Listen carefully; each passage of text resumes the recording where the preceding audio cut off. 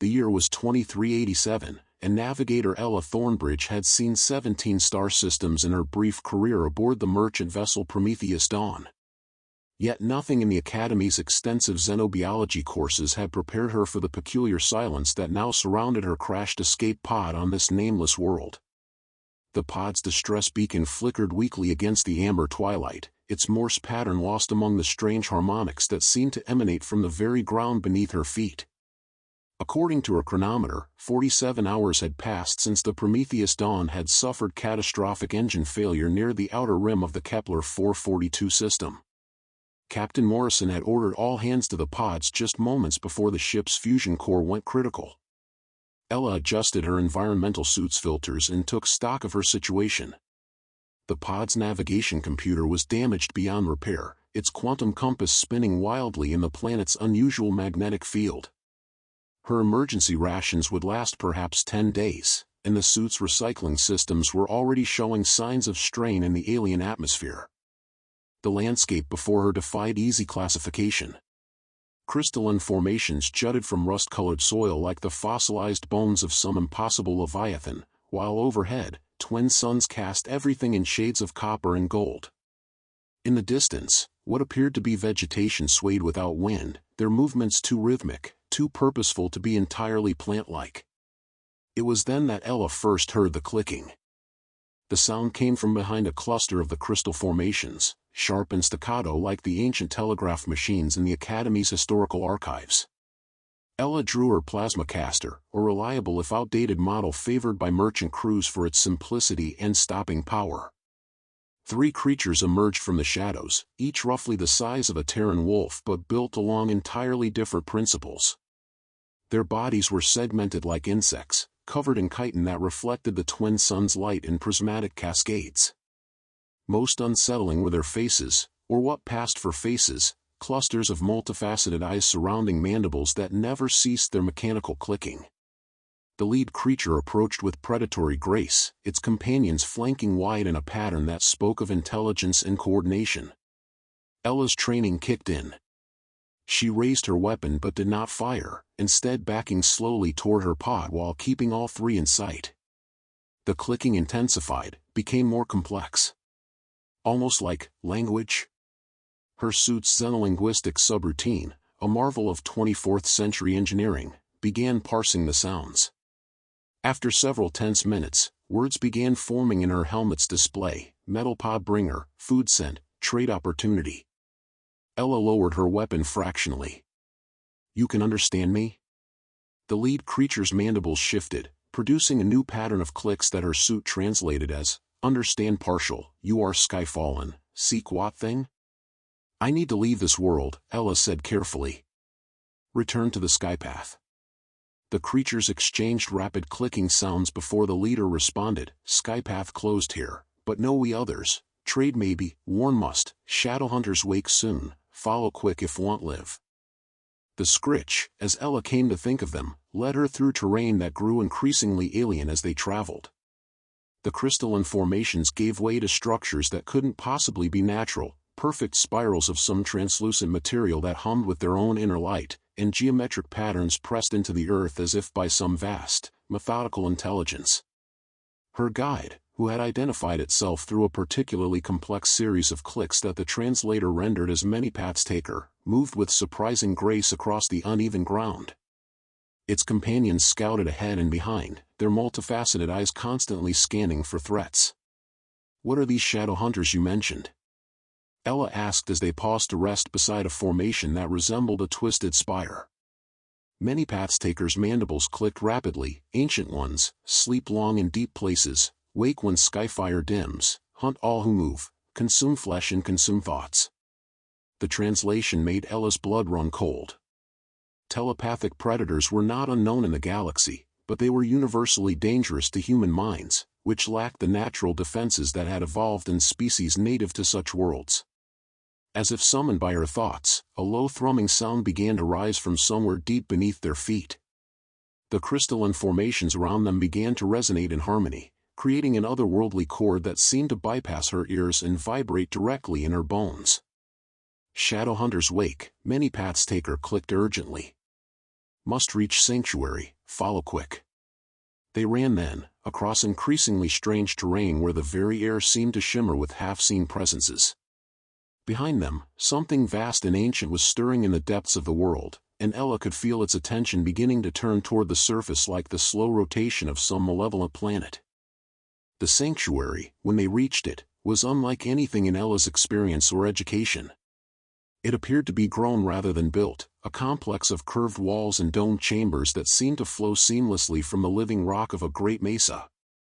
Bioluminescent patterns pulsed along its surfaces in waves, as if the structure itself possessed a slow, alien heartbeat. Builder place, many pathstaker explained as they approached an opening that dilated like an iris to admit them. Old ones made, before shadow hunters came, safe here from mind touch. Inside, the walls were lined with a material that felt strangely familiar under Ella's glove touch. Her suit's sensors identified it as a composite of organic polymers and metallic elements, but arranged in patterns that suggested both tremendous age and advanced technology. More importantly, the oppressive mental pressure she had begun to feel during their flight was completely absent here.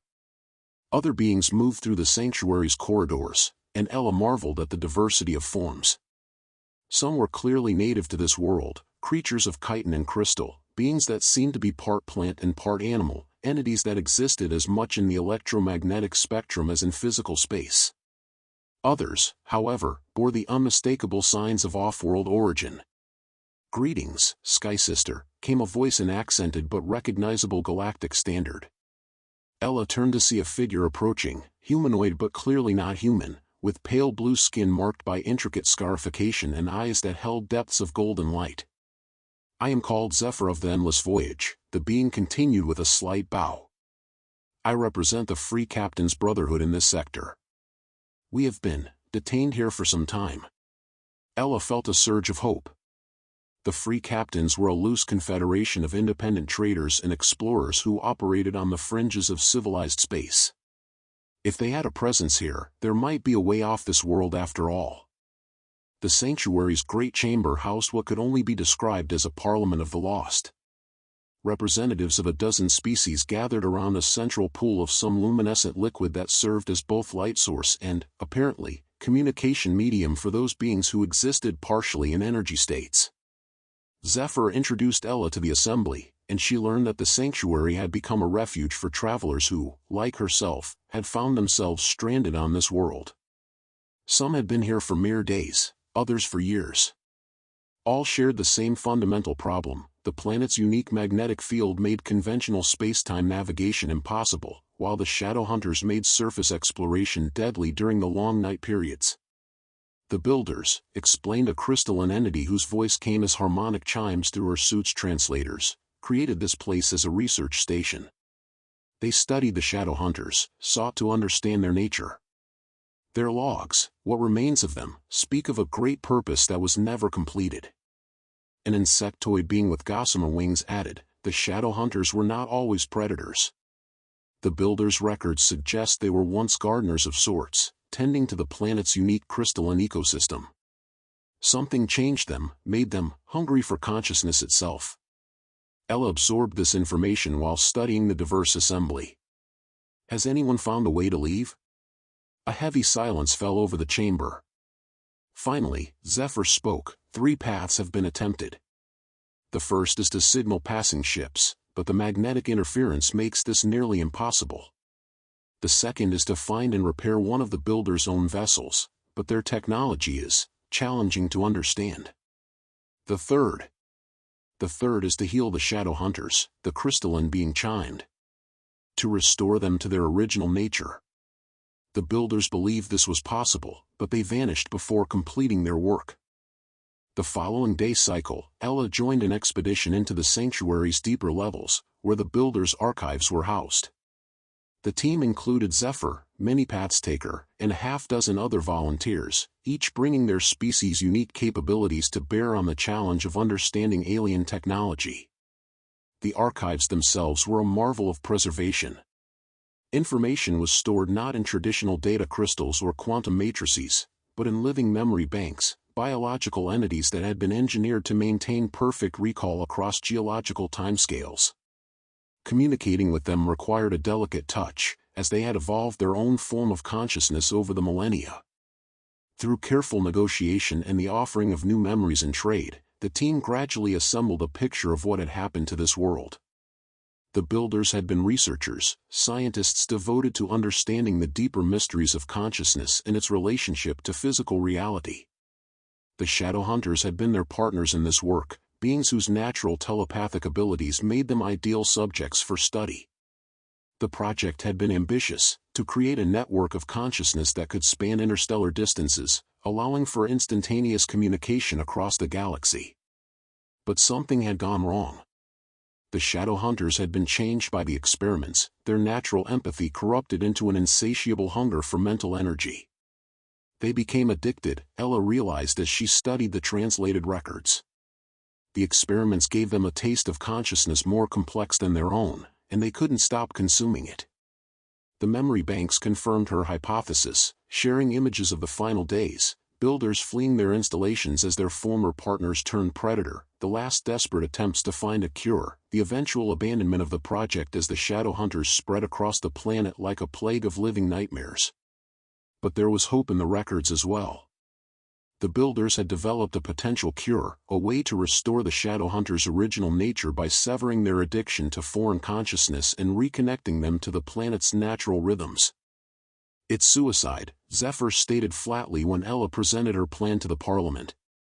Even with the builders' cure, approaching a shadow hunter colony during the night cycle would be certain death. Ella stood before the assembled beings, her environmental suit's lights casting shifting shadows on the chamber walls. "Not if we approach them not as prey, but as healers. The records indicate that some part of their original nature remains. If we can reach that part." The crystalline entity chimed its concern, "The risk is enormous. If you fail, you not only die but potentially alert the entire colony to our presence here." "But if we succeed," Ella countered, "we might open a path to the surface installations where the builders' ships are stored. More importantly, we might restore balance to this world." Many Pathtaker's mandibles clicked thoughtfully. Young Skyfallen speaks truth. Shadow hunters not always evil. Remember stories of before time when they tended crystal gardens, helped all species understand sky mysteries. The debate continued for hours, but eventually, a consensus emerged. The attempt would be made, but with careful preparation and multiple contingencies. Ella would carry the builder's cure, a complex biological agent that required direct contact to administer. Zephyr would provide support with advanced free captain technology, while many Pathtaker and its companions would serve as guides and interpreters. As the twin suns set and the long night began, Ella felt the familiar weight of command responsibility settling on her shoulders. She had volunteered for this mission not just to escape the planet, but because something in the builder's records had resonated with her deepest convictions about the duty spacers owed to the civilizations they encountered. The Shadow Hunter colony lay in a vast crater that had once been the builder's primary research facility. As Ella and her team approached through the crystalline formations that ringed the site, the true scope of the tragedy became apparent. What had once been a place of learning and cooperation was now a twisted mockery of its former purpose. The shadow hunters moved through the ruins in patterns that seemed almost ritualistic, their forms barely visible in the dim light of the crystal formations. They were beautiful and terrible at once, elongated beings of shadow and substance whose very presence seemed to bend reality around them. Where they passed, the ancient machinery of the builders flickered to life momentarily before dying again, as if their corrupted consciousness could still interface with the technology they had once helped to operate. "Feel their hunger," many Pathtaker clicked softly. "Consume, consume, consume, but underneath, remember pain of loss."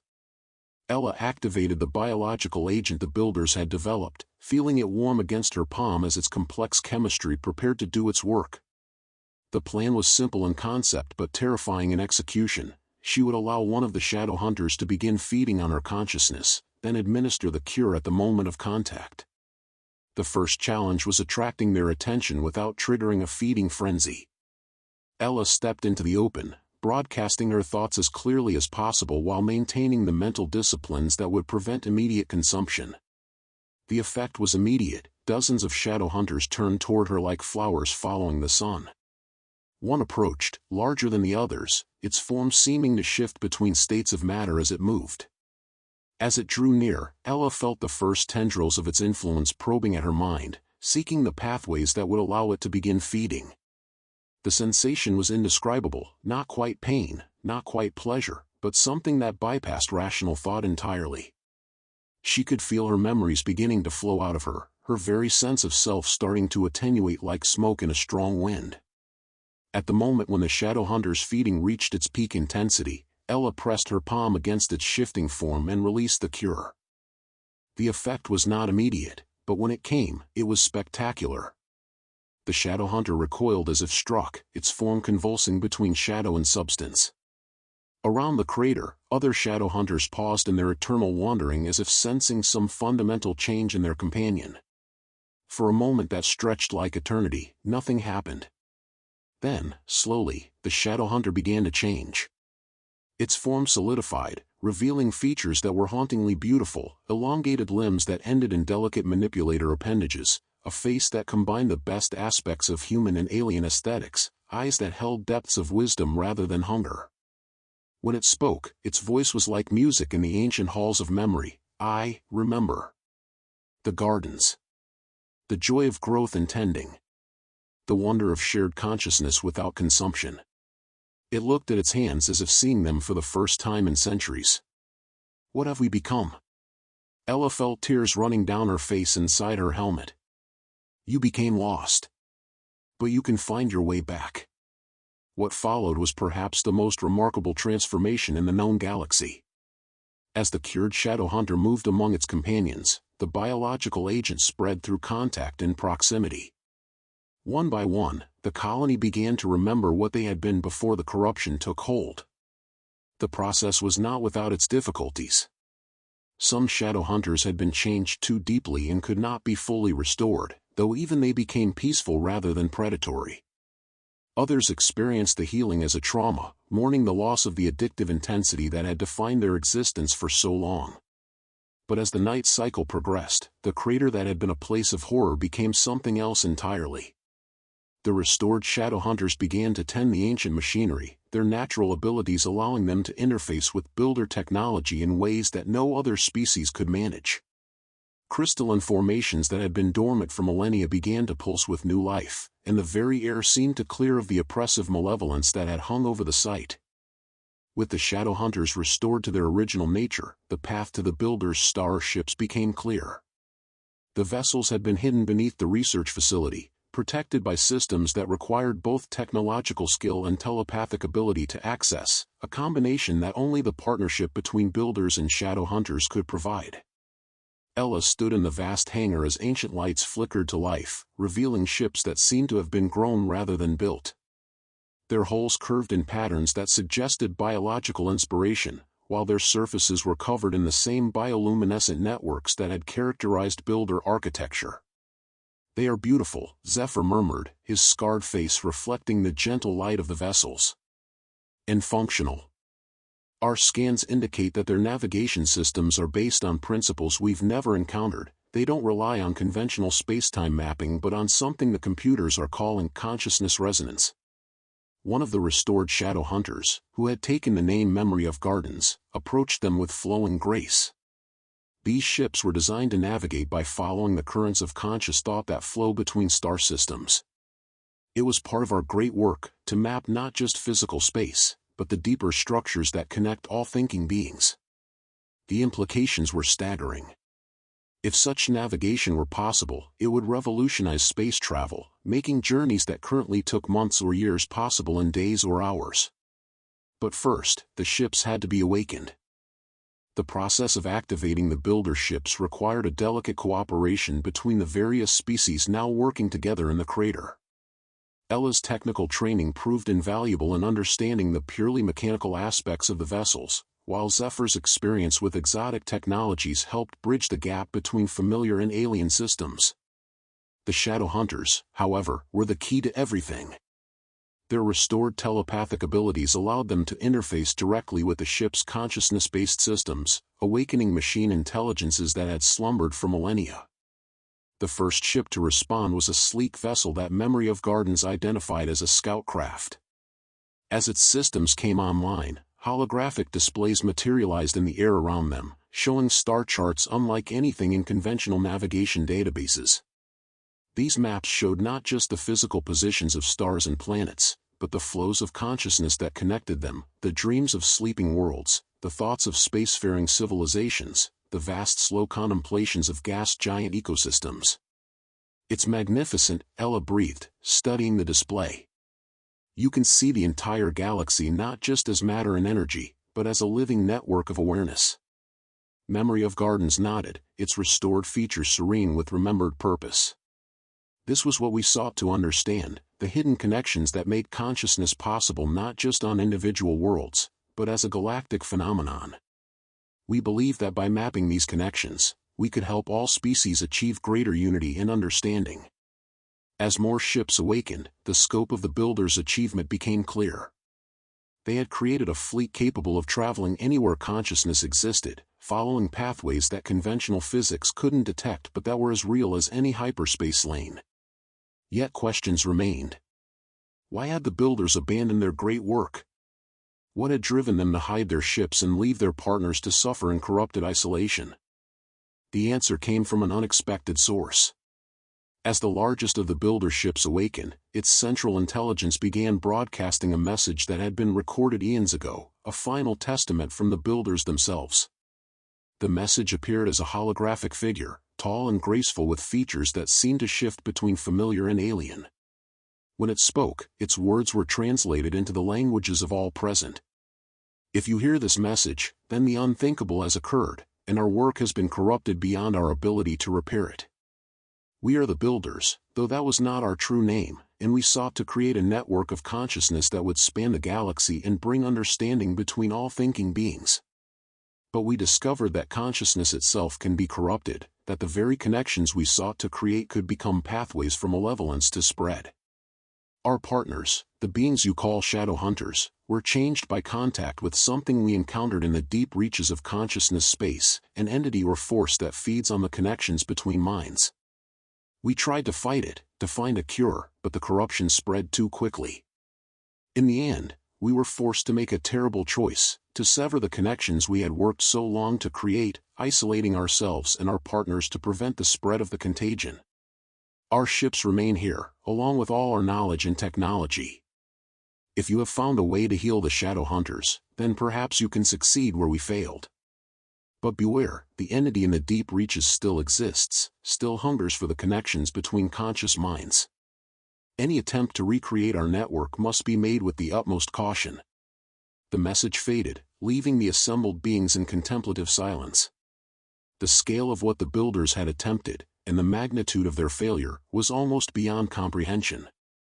The revelation of the builders' final message cast a shadow over the growing alliance, but it also provided crucial direction for their next steps. As the various species worked together to fully restore the fleet of consciousness navigating vessels, Ella found herself appointed as the primary liaison between the technical teams and the shadow hunters whose abilities were essential to the ship's operation. Memory of Gardens had become her closest collaborator among the restored shadow hunters, its ancient wisdom tempered by the painful experience of corruption and healing. Together, they began developing what they called the Deep Resonance Protocol, a set of safeguards designed to prevent the kind of catastrophic corruption that had befallen the original Builder-Shadow Hunter partnership. The entity the builders encountered, Memory of Gardens explained as they worked in the crystalline laboratory that had been established in the deepest levels of the sanctuary, exists in what we might call the metaconscious realm, the space between individual minds where collective thoughts and dreams intersect. It feeds on the connections themselves, growing stronger as more minds become linked to its influence. Ella studied the holographic models they had created, showing the complex topology of consciousness space. "So it's like a parasite that targets the immune system of collective thought?" An apt analogy, Memory of Gardens replied, its form shimmering slightly as it interfaced directly with the builder technology. The original network was designed with insufficient protection against such entities. We were naive, believing that consciousness itself was inherently pure and that connection could only bring enlightenment. The work of developing the protocol required unprecedented cooperation between species with radically different approaches to consciousness and technology. The crystalline beings contributed their natural ability to process multiple streams of thought simultaneously without confusion. Zephyr's people provided advanced shielding technologies that could be adapted to protect mental rather than physical structures. Manipatstaker and the other Scritch offered their instinctive understanding of predator-prey relationships, helping to identify the behavioral patterns that might indicate parasitic influence. As they worked, more stranded travelers arrived at the sanctuary, drawn by the consciousness space broadcasts that the restored shadow hunters were able to transmit. Each new arrival brought additional knowledge and capabilities, but also potential security risks.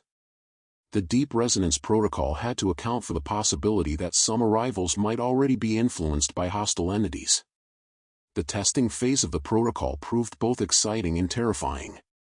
Using one of the smaller builder vessels as a laboratory, Ella and her team attempted to create a limited consciousness network that could serve as a proof of concept.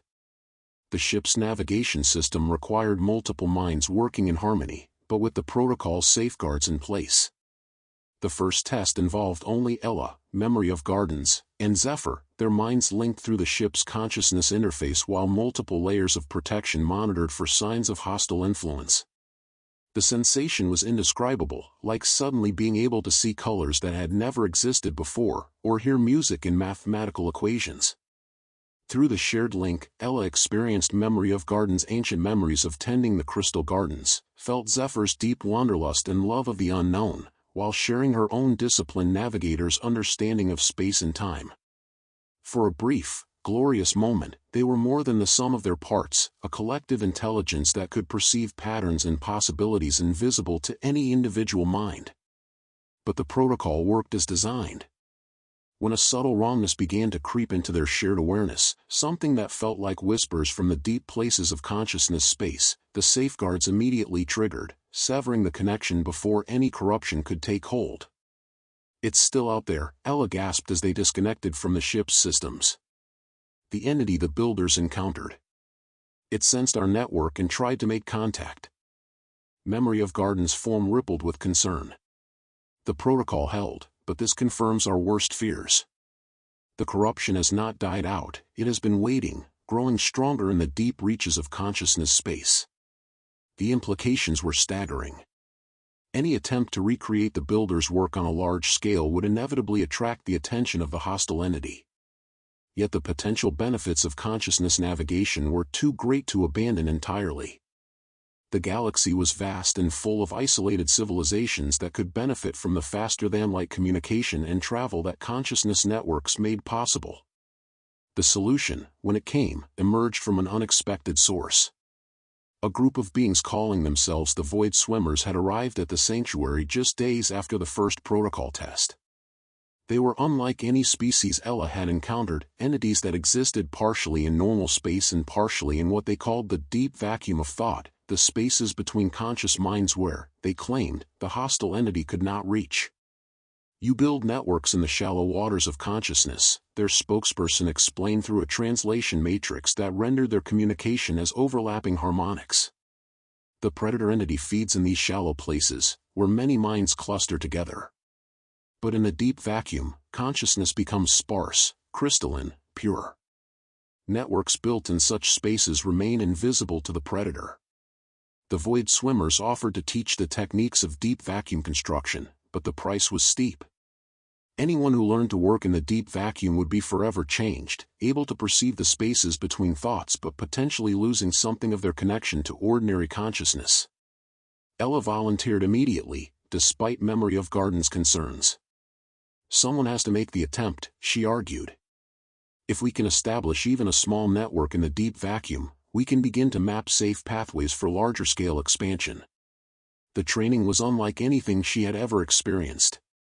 The Void Swimmers guided her consciousness deeper and deeper into the spaces between thoughts, teaching her to navigate by the absence of mental activity rather than its presence. It was like learning to swim in an ocean of perfect silence, where the slightest disturbance could be felt across vast distances. As she adapted to deep vacuum consciousness, Ella began to understand the true scope of what the builders had attempted. The shallow waters of consciousness space were indeed crowded with the thoughts and dreams of billions of beings, creating a rich but chaotic environment where hostile entities could easily hide among the natural mental noise. But in the deep vacuum, every conscious presence stood out like a star against the cosmic dark. The hostile entity was there too, but different in the deep vacuum, not the sprawling parasitic presence she had sensed in the shallows, but something more focused and ancient, like a patient spider waiting at the center of a web that spanned galactic distances. It was aware of her presence but seemed unable to approach directly in the crystalline clarity of the deep vacuum. Working with the void swimmers and using the advanced fabrication capabilities of the builder ships, Ella began constructing the first deep vacuum consciousness relay. It was a delicate process, requiring the precise placement of quantum resonators at specific points in consciousness space while maintaining the kind of perfect mental discipline that would leave no disturbances for the hostile entity to follow. The relay, when completed, was a thing of terrible beauty, a structure that existed more in the realm of pure thought than in physical space, yet capable of transmitting information instantaneously across interstellar distances. Through it, Ella could sense other isolated conscious presences scattered throughout the galaxy, research stations like their own, lost expeditions, entire civilizations that had developed their own primitive consciousness technologies. But she could also sense something else, other relays, ancient and dormant, scattered throughout the deep vacuum like the bones of some vast prehistoric creature. The builders, it seemed, had not been the first to attempt consciousness navigation. They were part of a much longer history of species that had discovered the deep principles of mental connection and either succeeded in transcending their physical limitations or failed and left only ruins behind. As news of the successful deep vacuum relay spread through the sanctuary and beyond, Ella found herself at the center of a new kind of space race. Multiple species wanted to learn the techniques, to establish their own relays and expand the growing network. But each expansion brought new risks, new opportunities for the hostile entity to find ways through their defenses. The deep resonance protocol had to be constantly updated and refined as they learned more about the nature of consciousness space and its dangers. Some species proved naturally resistant to corruption, while others were so vulnerable that they could only participate through heavily shielded intermediaries. The shadow hunters became the guardians of the network, using their restored abilities to monitor the consciousness currents for signs of hostile influence. Through it all, Ella felt herself changing. The deep vacuum training had given her a perspective on consciousness that was both exhilarating and isolating. She could perceive the network as a living entity in its own right, growing and evolving with each new connection, but she sometimes struggled to maintain her connection to ordinary thought and emotion. Memory of Gardens understood her condition better than anyone, having undergone its own traumatic transformation during the corruption and healing process. "You walk between worlds now," it told her during one of their planning sessions. "It is a burden few can bear, but it is necessary for the work we do." As the network expanded beyond the initial test relay, Ella began to sense patterns in consciousness space that suggested the hostile entity was not unique. There were other predatory presences in the deep places, beings or forces that had evolved to feed on the connections between minds. But there were also protective entities, ancient consciousnesses that seemed to stand guard over certain regions of mental space, keeping the predators at bay. The galaxy, she realized, was far more alive than anyone had imagined. Consciousness was not just a property of individual brains or even planetary biospheres, but a fundamental feature of reality itself, as basic as matter and energy. The networks they were building were not artificial constructs but expressions of deeper patterns that already existed in the fabric of space-time. This revelation led to the development of what became known as the symbiosis doctrine, the principle that consciousness networks should work with the natural patterns of mental space rather than imposing artificial structures upon it. By aligning their relays with the existing currents of galactic consciousness, they could create more stable and secure networks while avoiding the kind of aggressive expansion that had attracted the hostile entity to the builders' work. The first major test of the symbiosis doctrine came when they attempted to establish contact with a distant civilization that had been sending mysterious signals into consciousness space for centuries.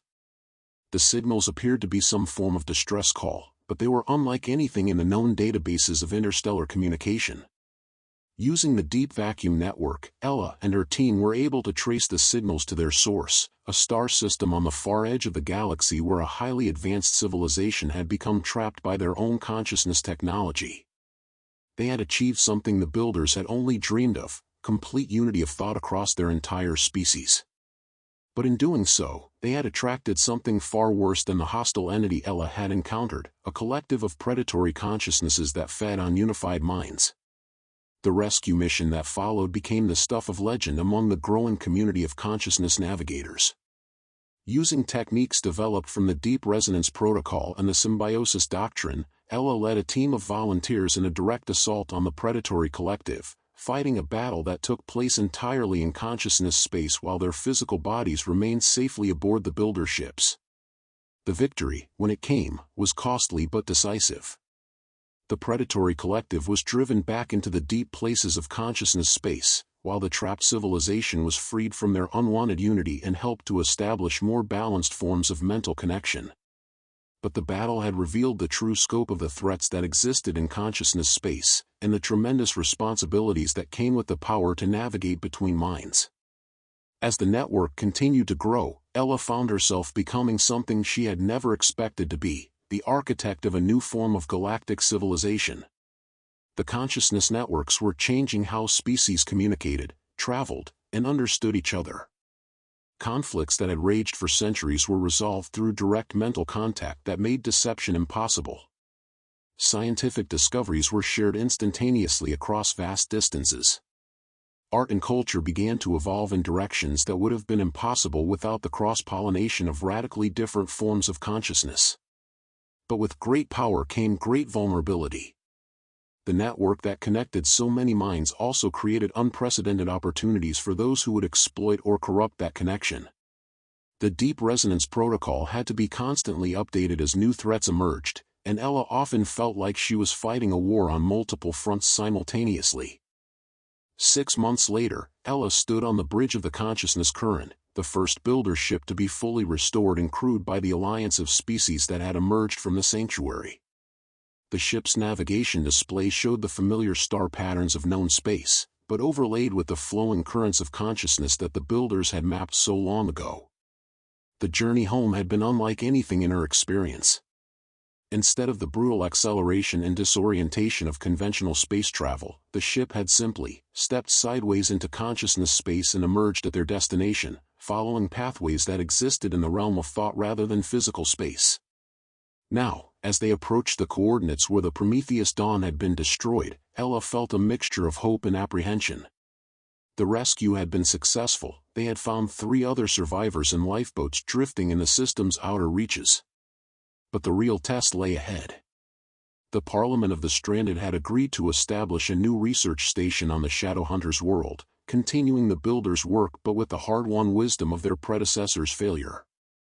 The goal was not to create a galaxy-spanning network of consciousness, but to understand the deeper principles that govern the connections between thinking beings. Memory of Gardens approached her on the bridge, its movements still graceful despite the artificial gravity. Navigator Thornbridge, we are receiving responses to our consciousness space broadcasts. 7 species have indicated interest in joining our research, including 2 we have never encountered before. Ella nodded, watching the star patterns shift on the display as they prepared to jump to their next destination. The galaxy was vast and full of wonders beyond imagination, but perhaps the greatest wonder was the possibility of true understanding between the various forms of consciousness that called it home. Set course for the Vega system, she commanded. It's time to begin the next phase of the work. As the consciousness current slipped into the deeper currents of thought and dream that flowed between the stars, Ella reflected on the journey that had brought her here. She had set out as a simple navigator on a merchant vessel, but she was returning as something new, a pioneer in the exploration of consciousness itself. The Shadowhunters had been healed, the Builder's legacy preserved, and a new chapter in galactic civilization was beginning. It would be dangerous work, fraught with the same perils that had claimed the original builders. But it was also the most important work imaginable, the quest to understand not just the physical universe, but the deeper reality of consciousness that made understanding possible in the first place. Behind them, the Shadowhunters' world continued its slow rotation around twin suns, but it was no longer a place of hunger and corruption. It had become what the builders had always intended, a garden where consciousness could grow and flourish, tended by beings who understood both its beauty and its fragility. And in the deep reaches of consciousness space, ancient entities stirred and took notice of the new activity. The work was beginning again, and this time, perhaps, it would succeed. Thus ends the account of navigator Ella Thornbridge and her discovery of the builder's legacy. The records of the New Navigation Guild show that her work led to the establishment of 17 research stations and the mapping of consciousness currents throughout the local galactic arm. The entity or force that corrupted the original Shadowhunters was never found, though some scholars believe it still lurks in the deeper reaches of consciousness space, waiting for another opportunity to spread its influence.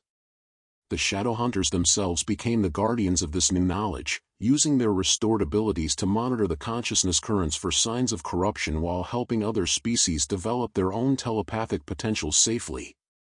Their world, officially designated Kepler 442c but known to navigators as Garden's End, remains a center of consciousness research to this day.